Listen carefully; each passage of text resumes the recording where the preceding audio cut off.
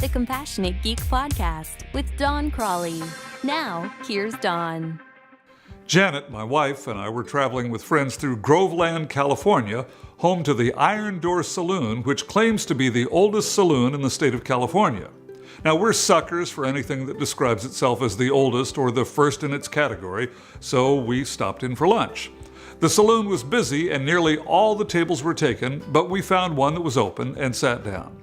Daisy, the server, came up to us within a couple of minutes and pleasantly explained that she was the only server, that she was also bussing tables, and that it would take about 10 minutes before she could even get our order. She was setting expectations. She was also friendly and professional, and we liked the place, so we decided to stay put. Well, after about 5 minutes, Daisy came back and took our order. She exceeded expectations by getting to us sooner than she'd promised. As soon as she took her order, she pleasantly explained that it would probably be about 15 minutes before we could get our food due to the large number of customers and the lack of other staff members to help with the crowd.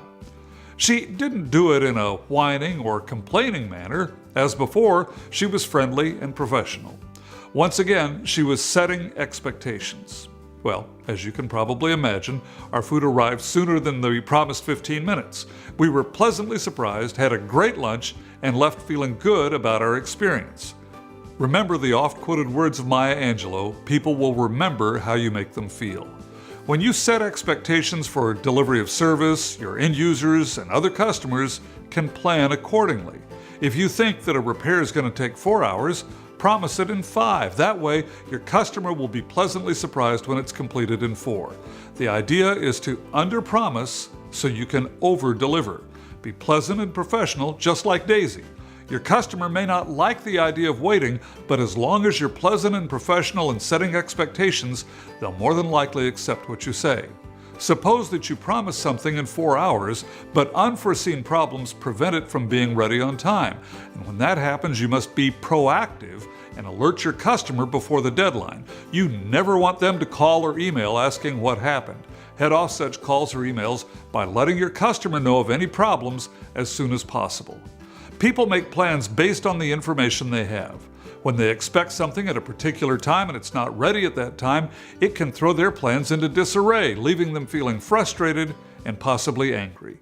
For more ideas on how to improve customer service and communication, download Don's free ebook, The 5 Principles of IT Customer Service Success, at www.doncrawley.com/free-book.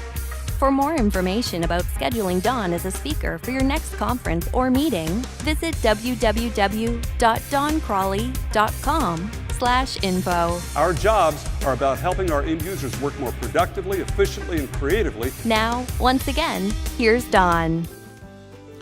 Communication is the key. Always keep your customer informed, never leave them in the dark, and set achievable expectations.